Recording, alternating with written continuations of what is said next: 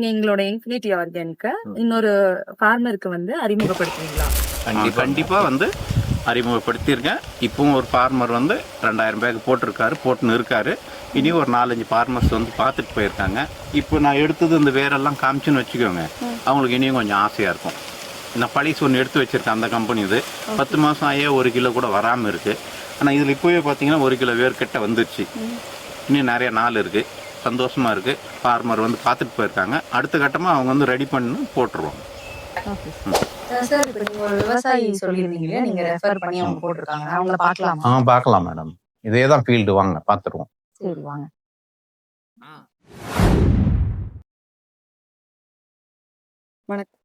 வணக்கம்.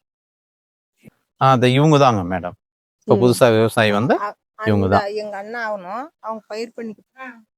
வணக்கம்மா. வணக்கம். இப்போ அந்த ஐயா வந்து உங்களை சொன்னாங்க. இப்போ உங்க பேரு? அம்சா, பெரும்பள்ளம். பை போட்டிருக்கீங்களா? கம்பெனில இருந்து வந்து பார்த்தாங்களா?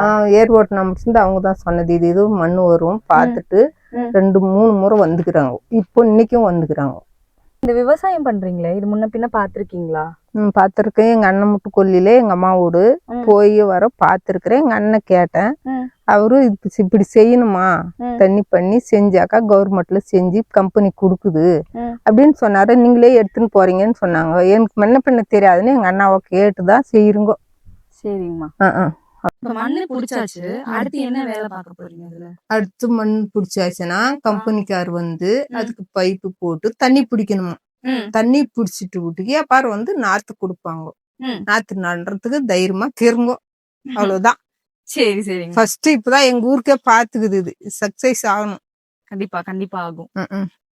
இப்ப இந்த பை எவ்வளவுக்கு வாங்குனீங்க? எத்தனை பை வாங்கிருக்கீங்க? நாங்க 2000 பை வாங்கிக்கிறோங்க. 105 ரூபாய் ஒரு பையோட. இப்ப இந்த பையில என்ன வேலை போயிட்டு இருக்கு? மண்ணு வாரி ரொப்பிட்டு இருக்கிறோம். பை வந்துருச்சு. பை வந்து இன்னைக்கு 4 நாளா பை வாரி ரொப்பின்னுக்கிறோம். ஒரு நாளைக்கு 10 ஆள் செய்யுது. அவ்வளவுதான். ஆள் வச்சுதான் செய்யறேன். சரிங்கம்மா. இது ஃபர்ஸ்ட் முறை இப்பதான் எங்க ஊருக்கே வந்துருது. இதுதான் ஃபர்ஸ்ட். சரி சரி சரிங்க. என்ன கேட்கணும்? சரி, இப்ப நம்ம அங்க பார்த்த பேக்குக்கும் இங்க இருக்கிற பேக்குக்கும் என்ன சார் வித்தியாசம்? அங்க இருக்கிற பேக் வந்து சின்ன பேக், இது வந்து அதை விட பெரிய பேக். அந்த பேக்கு வந்து நம்ம 100 ரூபாய் கட்டணும். இது பெரிய பேக்ன்றதுனால 5 ரூபாய் சேர்த்து 105 ரூபாய் கட்டியிருக்கோம். இதுதான் வித்தியாசம், வேற ஒண்ணும் இல்லைங்க. சரி சார். வெட்டிவேர் போடணும்னு நினைக்கிற விவசாயிகளுக்கு உங்களோட அனுபவத்தை வந்து நீங்க பகிர்வீங்களா? கண்டிப்பா பகிர்வேன். 1000 பேர் கேட்டாலும் நான் தாராளமா சொல்லுவேன். அப்படி கேட்கணும்னு நினைக்கிறவங்க என்னுடைய மொபைல் நம்பர் தரேன். அவங்க வந்து கான்டாக்ட் பண்ணி பேசட்டும். கண்டிப்பா நான் அறிமுகம் சொல்றேன். 9047721357.